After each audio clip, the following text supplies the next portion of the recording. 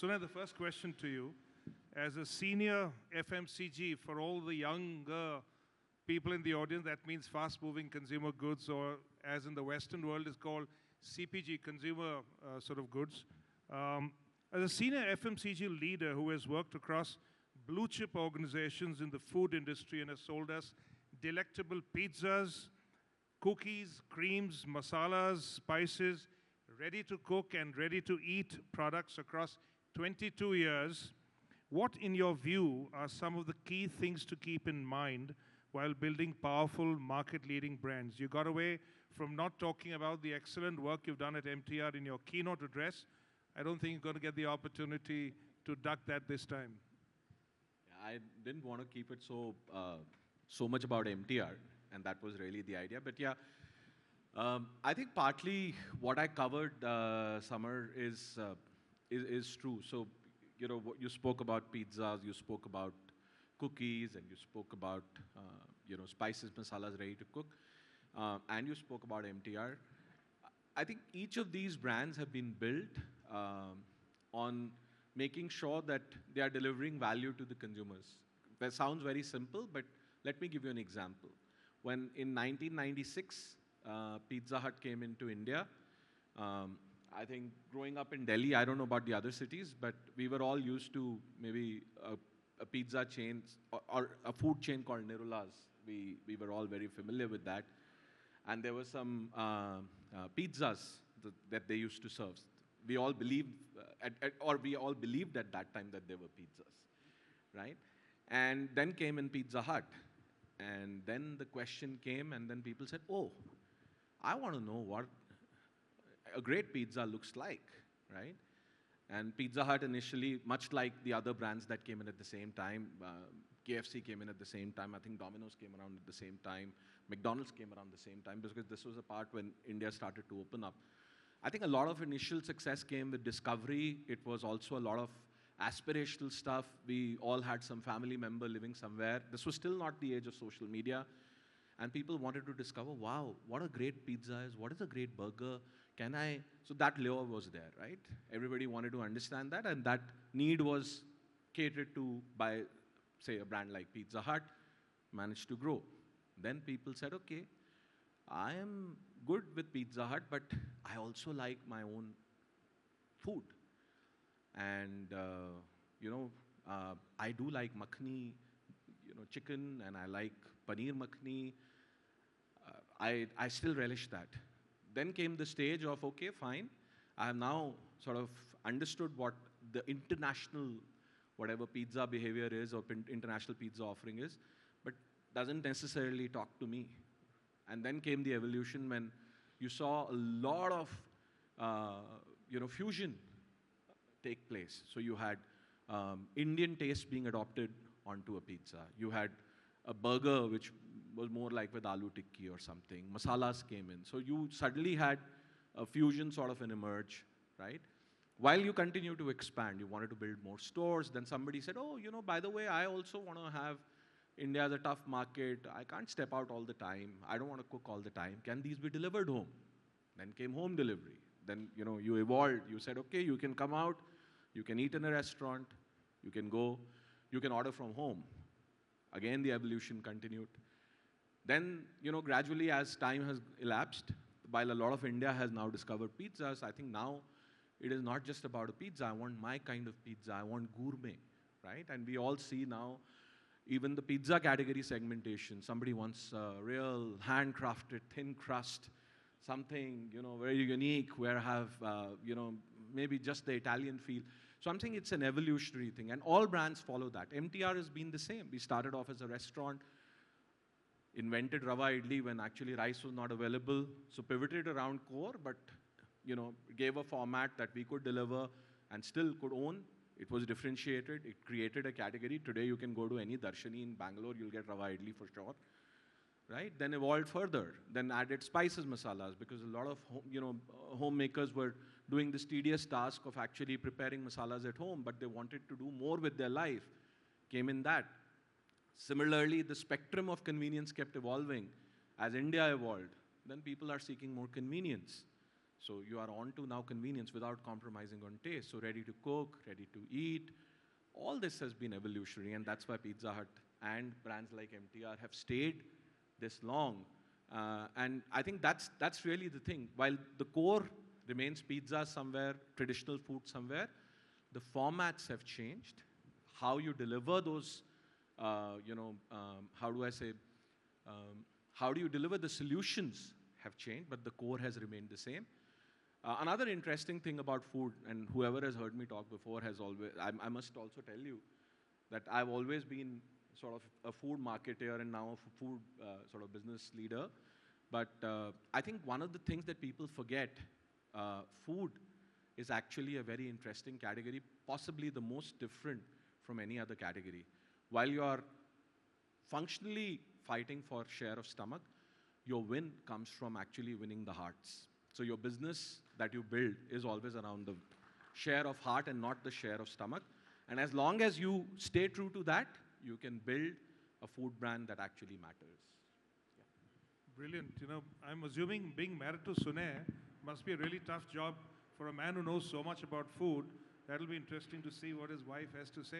I personally draw the line at Keema Pizzas and Makalu Tikki Burgers, which I am told are the largest selling SKUs for Domino's and McDonald's respectively.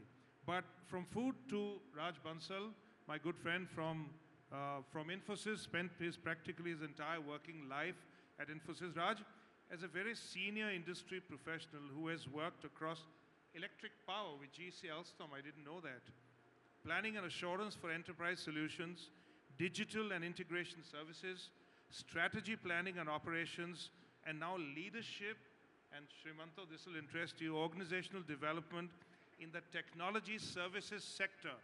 I can't believe I got all those words right without stumbling on them. How does one build market-leading brands in categories that do not have the visibility that, say, the foods business has? Well, thank you so much. Thank you so much for the question. But before I begin, let me first thank Samar for having me on this panel. Thank you so much, and the panelists. Thank you so much. And to Riaz for bringing this platform to all of us. A round of applause for Riaz for this beautiful platform. Thank you so much for having me here. I think a great question, Samar, to start with. Hearing all about MTR Foods, you'll have those, in your mouth something is happening, right?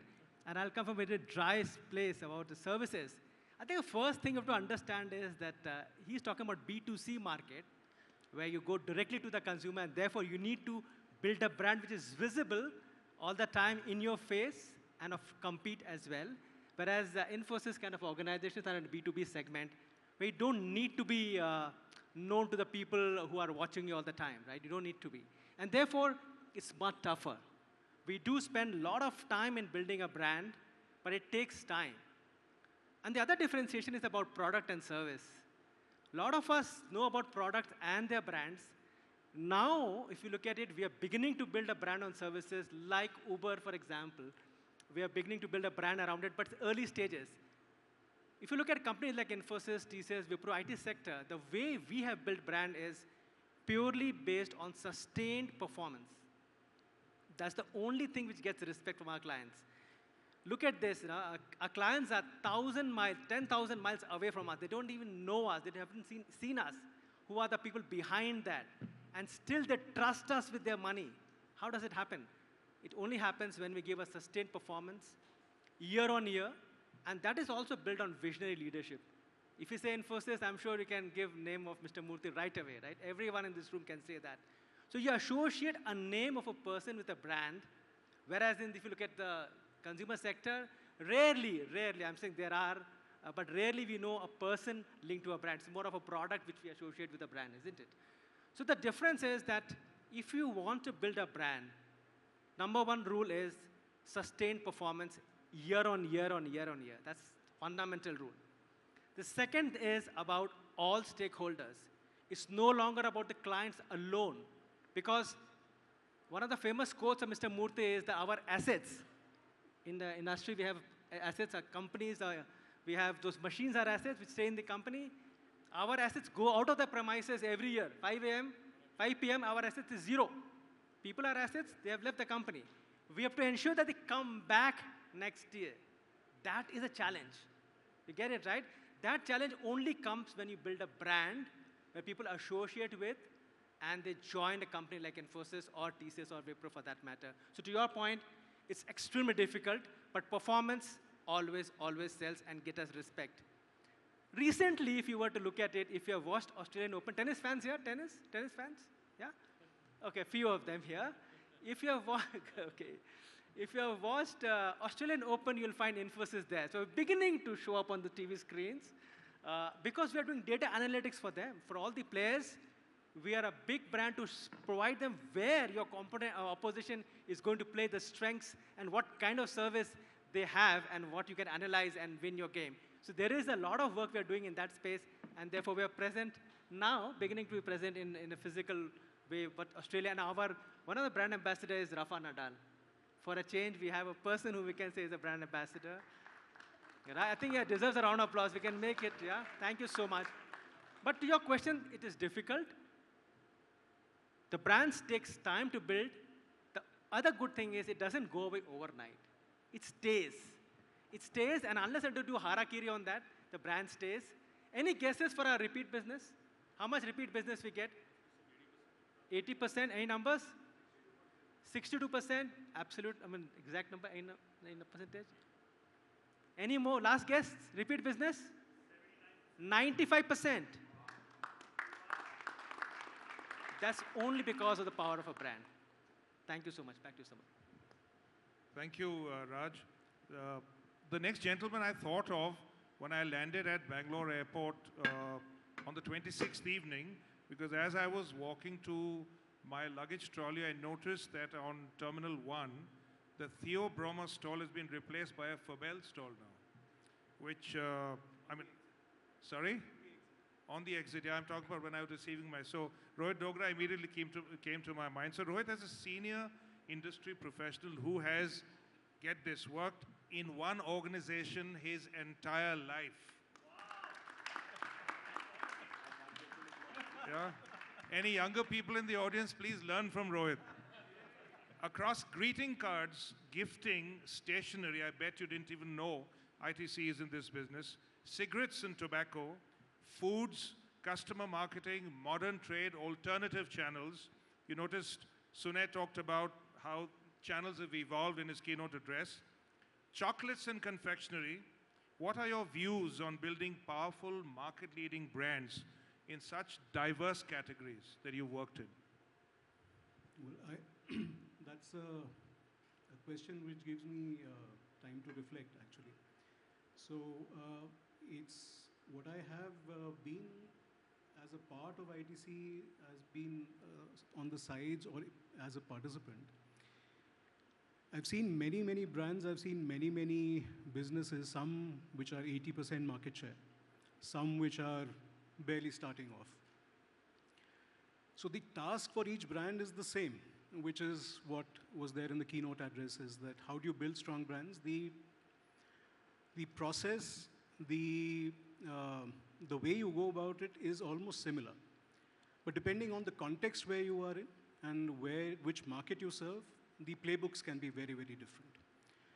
So almost all the brands that we see around us are in the same task of building strong brands, but their objectives might be very different. For an 80% market share brand, they want to keep a portfolio in place so that they keep out the competitors. They don't want to leave any niches unaddressed and so on. So that's their playbook. The guys who are starting off new, their objective is to build a niche, get hold of one specific place which is relatively unattended, catch on to that and really build that from their own differentiation that they bring in. What they deploy as tools are similar, but how they do it and what do they do in terms of the processes, those are all different. However, going back to the keynote address, there is one aspect which is very, very crucial and very, very central, which is customer centricity, your consumer centricity. So when you're designing the brand, when you're designing the product, when you're designing how it delivers, the packaging, the channel choices, the way you deliver it to the consumer, how it will be seen by the consumer in the outlet, in the market, all of those choices will be dependent on the consumer, and that is the playbook which is very, very different for different players. So if you are truly building strong brands, it's like there are many layers to that brand which are there, starting from the product to the packaging, to the delivery in the channels, to how you design your supply chain, your value chain design, and what you do in terms of communication. So the playbook for brands is all different from these perspectives, and that's what helps people build. At the core, there is a customer. Depending on what your task is, depending on what your brand is, depending on what your size is, depending on what the size of your pockets are, what is there available as resources to you, you will build your brand, you will build your approach basis the consumer that you intend to serve. So when you're building strong brands, these are the bedrocks on which you have to place it, and that's how you grow. You know, I started my career selling chocolates for Cadbury, so maybe one day we can sort of exchange some notes. The fourth speaker, my good friend Srimanto Bhattacharya, is someone that I've worked with very recently, and his organization has helped me hire two outstanding sales leaders for one of my clients in the Alcobev space. More interestingly, his younger sister, Srimoy, owns and runs the beer library. How many of you have heard of the beer library? They are in Koramangala, and they've launched a huge new place in Sarjapur. And he invited me. Unfortunately, I couldn't go.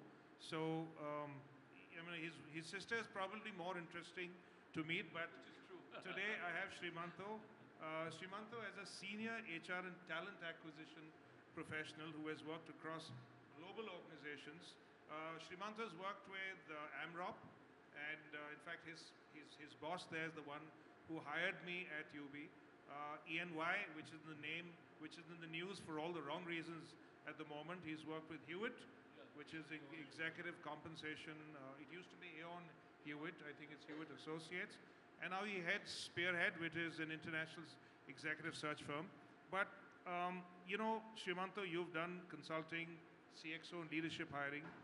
You would have unique views from the other side of the table in terms of how your employers and clients have built powerful market-leading brands. What are your views on this?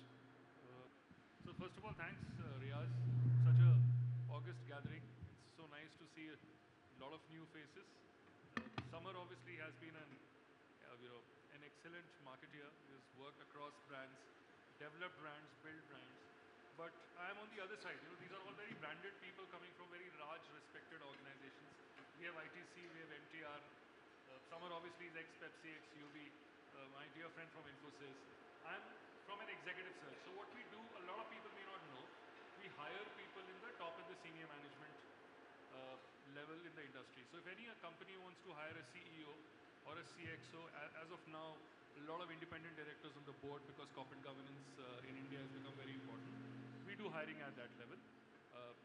So I had an illustrious career with Ernst & Young, with Aon, prior to that with AMROP. Then me and three others, we co-founded Spearhead out of Delhi. Today, we have become part of an international executive search company called InterSearch, which is one of the top 10 in the world. It's very occasionally, in fact, I would see such people, you know, who work across one company all across their lives. So Rohit and Raj, you know, I'm sure, you know, I should give you a standing ovation because in my industry, I don't see people who have worked across, and Rohit has been there from campus days. Yeah. I thought people at Rohit will make your business go under. No, it's very nice to see, you know, in fact, you know, you should, you know, it's just, because in our industry, we don't see such people at all. Yeah. And people are like leaving jobs, you know, it's like weather patterns are changing. We were discussing about that. So, you know, it's very nice to see. In fact, I do remember one of my nephew, you know, who passed out from Kharagpur from IIT. He comes and tells me, Uncle, I've got an offer from ITC. And mechanical engineering or electrical engineering. I said, this company ko join karna, retire bhi yahin hoge. Because that is the level of love and affection. No, he eventually joined. He's joined. In fact, you know, these are not, in fact, ITC is a very different, I'm sure Rohit would know. They will not place you in fancy locations like Delhi, Bombay, Bangalore. They will send you to Munger. Half of us in this room may not even know where Munger is. Or Saharanpur. You know, these are big ITC factories, but having said that, it's so nice. Yes, Sama, now coming back to your question. Over the last 24 years, this entire landscape, as Sune gave a lovely presentation, has undergone a tremendous change. And by virtue of me being in Bangalore, we specialize in hiring for startups. And these startups, as Sune also mentioned, have a lot of hunger to build brand, to be visible, and to do that disruption. But I would not talk about startups because most of us here in this room would be aware of it. But I would probably talk a little about our case study. It's about renaissance of a brand. So close to 20 years ago, when Bata wasn't the Bata which we see, or probably the generation Z sees, was an erstwhile organization, was in India, heavy losses with 14,000 people in Calcutta, 800 crores of losses. And here it comes to us and tells us that we would want to re-establish ourselves in India. It's like a renaissance, to do in India. And here we as an organization say, please, would you help us hire? Everything in Bata was not there. Today we see a very, very different Bata. So we got this challenging opportunity to associate ourselves with them and rebuild the entire team. It wasn't easy. When you have an organization which is almost like these days you have got that fancy terms like insolvency and NCLT. Those days it was called as, BIFR, Board of Industrial and Financial Reconstruction, if I'm right. So, and then we help them build. So it's very nice because we are behind as like an event manager, you are not at the forefront. You're behind the stage. So we are behind the stage. But what difficulty we've actually faced to convince people to join an organization which was on its, which had almost left the country. But the brand was very well known. People remember it. And here we were the ones who rebuilt the entire top management team. So it was like a case study for us. And in fact, there are many, many such case studies which I will be able to, share during this conversation as it continues. So, but yeah, brands do important. It's very helpful for us. If it's a established brand, candidates accept it easily. But when you have when Samar is advising a lot of Alco-Bev startups, and the entire Alco-Bev industry in India is undergoing a lot of change. I'm sure, he would give you authentic data because what once upon a time was Kingfisher, you don't see many Kingfisher aspirants as of now, even nowadays. You see very few of them because as the next generation are very aspirational. There is a beer library, which obviously my sister runs, is very aspirational for the young kids. But if I'm talking about old Bangaloreans, the NASAs of the world, the pub worlds of the world, the undergrounds of the world, I haven't heard these brands for a long, long time. So, a lot of old Bangaloreans will understand, but it's nice, it's always nice to see that evolution of new brands, and they would want to make that successful. And it's good for organizations like us to get them the right people. Super. He will solicit resumes after the panel discussion. Well, I'm very easy, I'm the only Srimanto Bhattacharya in the whole world, so it's very easy to catch me with this name. And if you're nice to Rohit, maybe he'll give you some Fabel chocolates as well. So Sune, you mentioned about, evolving consumer tastes, and you would have seen enormous change in consumer behavior in your career. And you mentioned about Joe and, the reels that we were discussing. Consumers today don't trust advertising, especially younger consumers. They look at, bloggers, vloggers, views, reviews.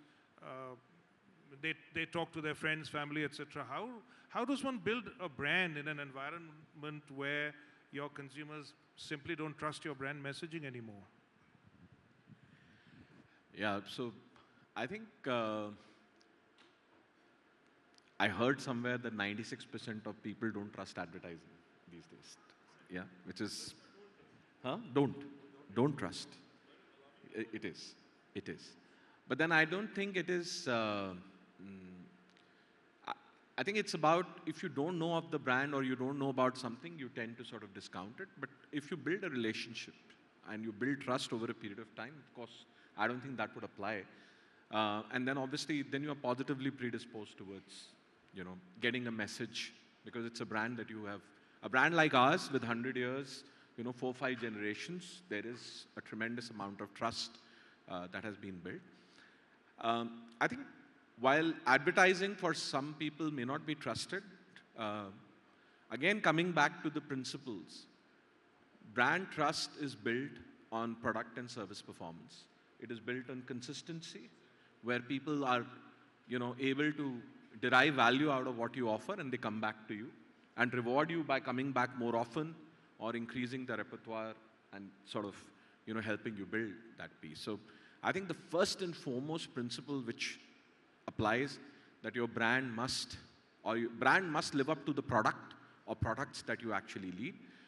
I don't know of a single great brand that doesn't have at least a few great products or services that are that are the bedrock of what actually the brands have been able to build.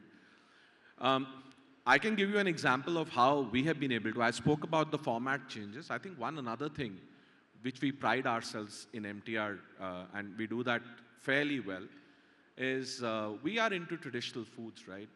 And I think we are also very strongly embedded into the culture. Now that requires a lot of deep understanding, coming back to what I was saying, understanding your consumer, understanding the culture that you're a part of. We have a cuisine center of excellence, that is a team of chefs who just work on cuisine understanding. They immerse themselves they immerse deeply into cuisine understanding. They work around, geographies. They go, they visit homes, they cook with home chefs, they cook with restaurants, they get the knowledge, they speak to, grandmothers, they speak to food historians. Today we have, just for Karnataka alone, we have about 3,000 unique recipes that are there with us. Yeah? And that sort of, helps you create products and gives you an edge, over others. And we also have great practices in terms of making sure that quality is delivered, starting from the sourcing to our manufacturing practices. In fact, our factory over here is amongst the best in Orkla. In fact, last year we were the best in Orkla around the world. So we have some multiple quality checks. So a lot of this comes out of delivering a great product and delivering it consistently. The second thing I think where brand trust comes from is don't overpromise. It's very easy to go on hyperbole and promise multiple things. I think today, more than ever, because you will be caught, right? And you see a lot of food bloggers, consumers who are ready to sort of rip things apart, especially if you overclaim. And I think don't do that. While they don't trust advertising, I understand, but don't overclaim, because you actually then put yourself out there to risk. Don't do that. Be honest, be transparent. And the third thing, again, coming from a traditional brand, is respect the culture. Respect the culture. Take time to understand the culture.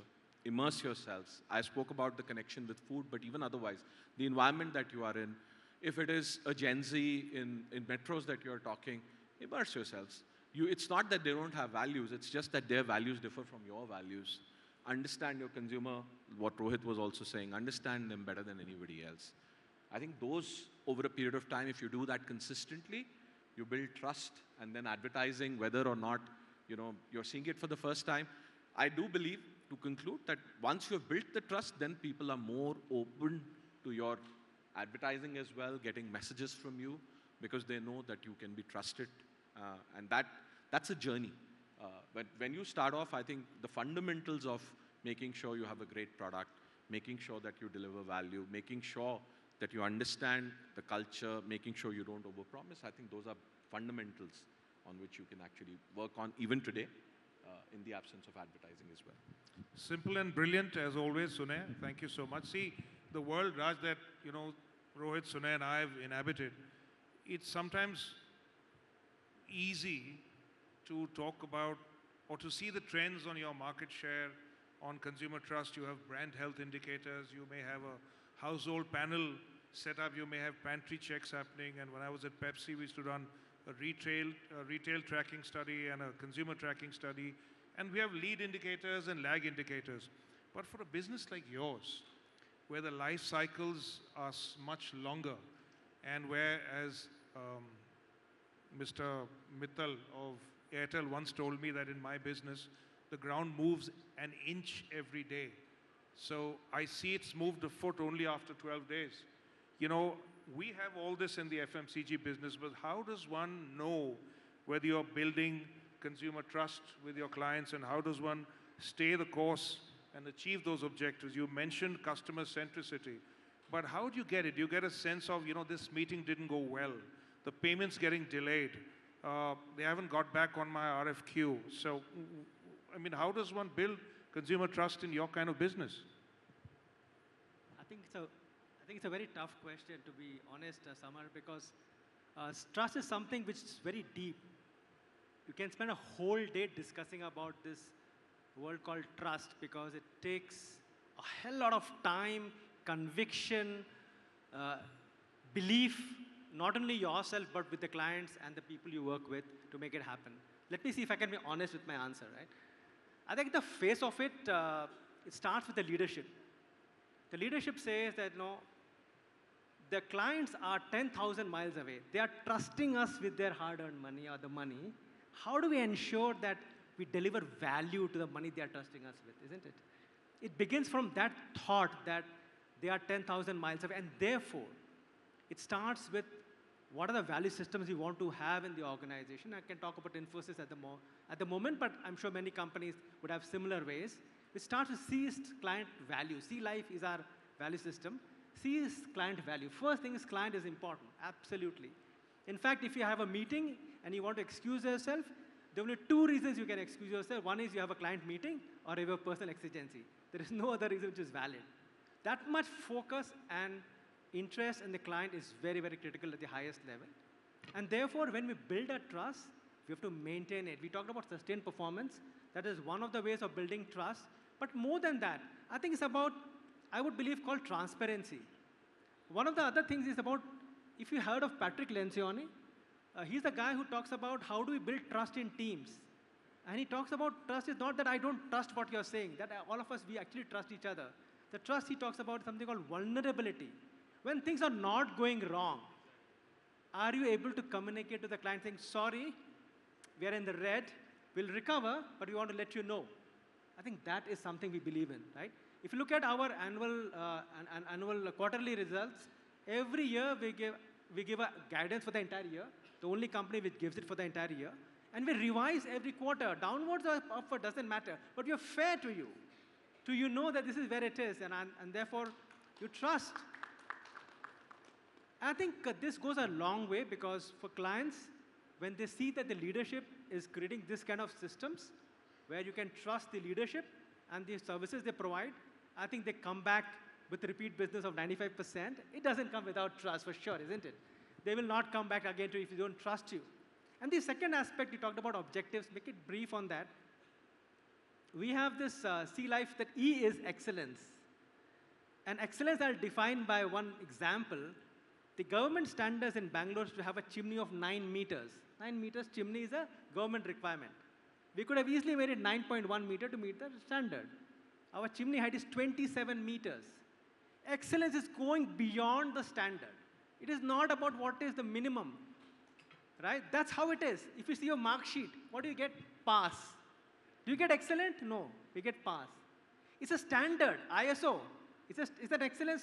Perhaps in my view, it's a standard. 40% you're pass. No. We believe in excellence, which is, it's always a pursuit. It's not always that you get it overnight.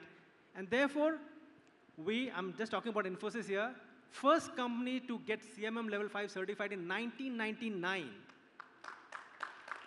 which is a trust on our processes and systems to deliver the services consistently again and again at the same level which you are expecting. To your point, Samar, it takes time, it takes conviction, it takes belief, it takes value systems, and pursuit of excellence to deliver what the clients wants. So you get the perspective of an industry that is completely different from the foods and FMCG business. Rohit, you know, in an impulse category that sort of you function in, where there are several competitors and diversity of tastes, how does one build consumer trust in a category that itself is impulse, and as Sumay mentioned, addressing consumers that have such massive diversity of tastes?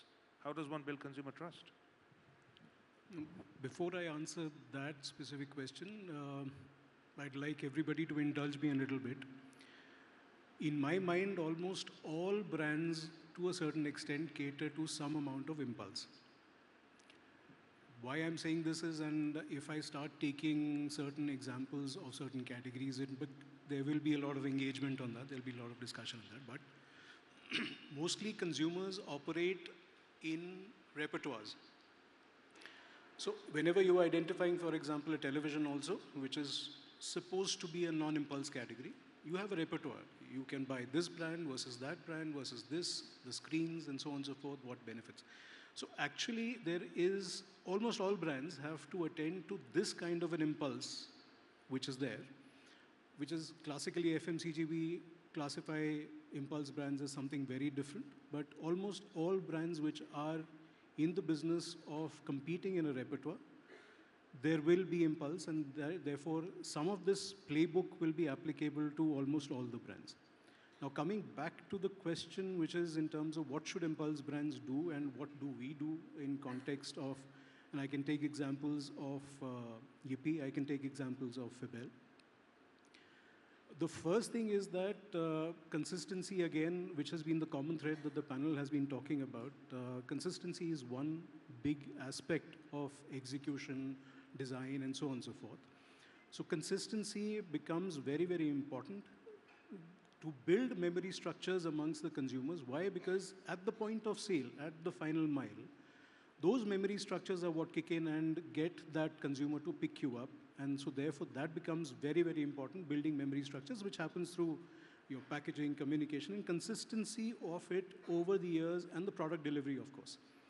Second aspect, when we are competing in an impulse category, would be in terms of building trust and authenticity, in terms of the voice that your brand has should remain consistent. There should be a story, a narrative, which was there in the keynote address as well.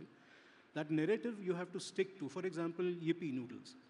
Yippee noodles, the entire narrative was that we will free you of having to suffer a lumpy block of noodles. We'll give you noodles which will be slurpy even after 20 minutes. So go ahead and do what you're doing. You don't need to, just because your noodles are ready, you don't need to jump into that bowl.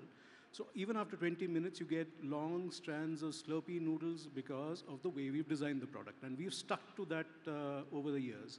And that is what triggers the trust and authenticity. That's the narrative that is there. When you couple that with the memory structures, the color, orange, and so on and so forth, at the point of sale, the impulse kicks in very, very well, in the sense that that's what actually helps brands which are impulse. The Febel, for example, the choices that we have made, we could have been a high street brand, but we have stuck to the knitting that we will be a luxury brand. We will remain in the boutiques of ITC hotels. We will serve a certain type of customer with the finest chocolates in the world, and there will be no, those are the memory structures of building. So for example, when we did the finest chocolate in the world, which is 7-micron chocolate, when we did the most expensive chocolate in the world, when we did chocolates which nobody else was doing in the country, which is something like a ganache or a janduya, we were building certain structures, memory structures, which when you walk into a boutique or when you walk into any place, or even today from a Swiggy and Zomato, when you are looking at chocolates, Febel does trigger impulse, and therefore there is that purchase. And the last bit, which is from an impulse perspective, is what we consistently drive, and that is, which is availability, visibility, freshness at the point of sale. So execution at the point of sale has to be unparalleled, because consumer will forgive you once if you're not available. But repeatedly, if you miss out and you do not find yourself, your brand available, you will lapse out in a repertoire category, you will lapse out to the others. Last thing, I'm sorry, I'm just extending a little bit, but last thing that is there, the new product development for a true impulse brand is very different as compared to the other brands, because the variety-seeking behavior, and therefore getting something new, because there is an evolution in the category which is far faster than certain other categories, your NPD cycles and your NPD processes will be very different. So that's the aspect in terms of building impulse brand, in terms of how we should be doing it. And see, you thought selling chocolates is just easy and fun. You can see how much science and art goes behind it. Very interesting that you mentioned repertoire, because repertoire is exactly what has upended the alcobev business. You know, because consumers who drink spirits are also drinking beer and vice versa. In the old days, there used to be a clear distinction between strong beer drinkers and mild beer drinkers. That's not true anymore, and so on and so forth. And this translates to what Sumay would all too painfully, and whenever I speak to Varun Berry says the same. They have done some work for Britannia. Range selling is something that all business leaders struggle with. Even the top food and sort of beverage companies are unable to get their sales team to sell more than maybe 5 or 6 or at best 8 or 10 SKUs. Srimanto, I mean, we are out of time, but since we have Riaz here, how does one build trust amongst clients, especially today when you have several generations in the workforce, in the same organization, at the same time? Sumay mentioned that Gen Z, Gen X, millennials, boomers, whatever you want to call them, we'll soon run out of alphabets, I'm assuming. And Harish Bijur believes that the sexiest brand names all start with Z.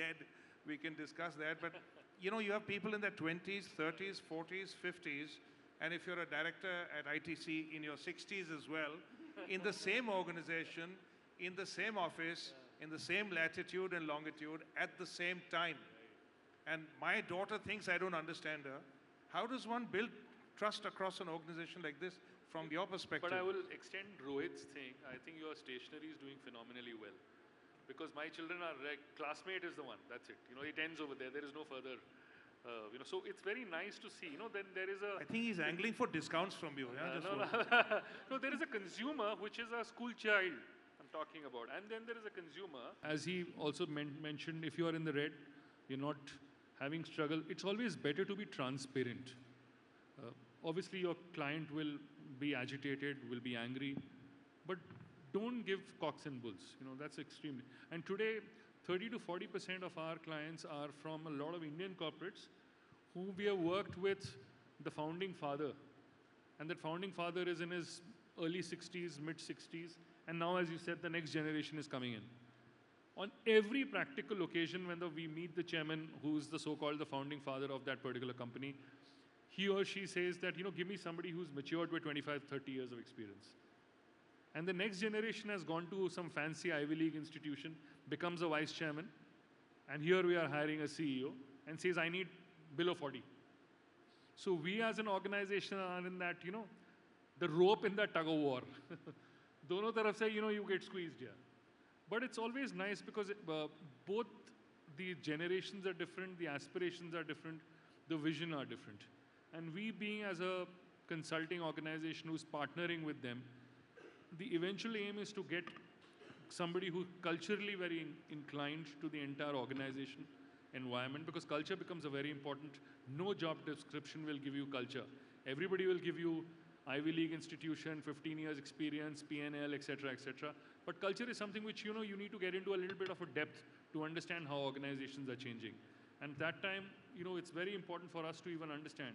And specifically with startups, emerging startups, unicorns, sunicorns, whatever, you know, we have so many buzzwords, things undergo a lot of change. And it's good that, you know, we are part of that entire change. So it's exciting times, I would say. What he means is it's stressful. When he started, he had a full head of hair. Riaz, we're out of time, but I have one question each. So do I have your permission or no? You're waving your hands, I can't understand. Is he saying cut? Oh, he's saying cut. But ladies and gentlemen, thank you. You've been an amazing audience. And thank my fellow panelists as well. They are available for a while if you'd like to meet with them offline. Thank you once again. Do we have time for questions? Yes. One question. Whoever asks a great question gets either a lifetime supply of MTR condiments or Febel chocolates. He didn't say the beer library beer. Biodatas can be given to Srimanto. One question, anyone? I can't see, so maybe Riaz, can you? Yes, this gentleman in the brown shirt. Am I audible? Am I audible? Thank you so much. That was a lovely conversation. I have one question to ask. This perspective of impulse and consistency, two words that came in. The consistency I see it as a long-term word. Impulse is immediate, right? So when it comes to building a brand, and I run an organization, I'm speaking as a founder and CEO of the company, should we focus more on the consistency piece, which is longer, or the impulse piece, which is also immediate need in the market? Who's your question for? Anybody can choose to answer this. Rohit, Sunay? The consistency, actually two different parts. Consistency is in terms of how you build and what you're building and whether you stick to your knittings. What are the memory structures that you burn into I'm using a term, the memory structures that you create into your consumers. That's the consistency part, where you stick to your product design philosophy, you stick to your packaging. It evolves, but there is a linkage between what your evolution is. And it also is consistent in terms of the narrative, the voice, the tonality. All of that has to be consistent in terms of reaching out to the consumer and also in terms of your presence in the outlets. It's also linked to the supply chain consistency as well. So this term is broadly used for a whole lot of different parts of the organization. That is the consistency. Impulse is when the consumer interacts with you in the outlet. Those memory structures will trigger. They will help the consumers. You will stand out from the crowd. You can build distinctiveness, you can build differentiation and all of that consistently with your products. But impulse, at the point of purchase, you will be the person who will stand out if you've done this properly. So that's how it is.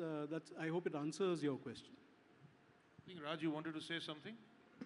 I think I was just saying that both are required. I think consistency is about annuity business. You need to have a stream of revenue flowing throughout the year. So we have last 5 years. They have to continue doing it. But impulse is, in my opinion, is reacting. For example, AI is upon us. Why are you? You have to react to it. You have to take action, form a strategy, put it in the marketplace, and go and do it. Clients are expecting you to deliver on AI. They're asking for already a cost takeout minus AI already in consideration. So there is no choice of not reacting. So I'm just saying that sometimes you have to understand and just react to it and make it happen. I would just probably end it with a sense of humor. Consistency is like test match cricket and impulse is like T20. Yeah. Unless the test match is at the Green Park in Kanpur. I don't know whether it started as rained out. 5 days now in test matches. Well, I used to have a boss who used to say it's better to ask for forgiveness than to ask for permission. So, kar do aur baad mein maafi.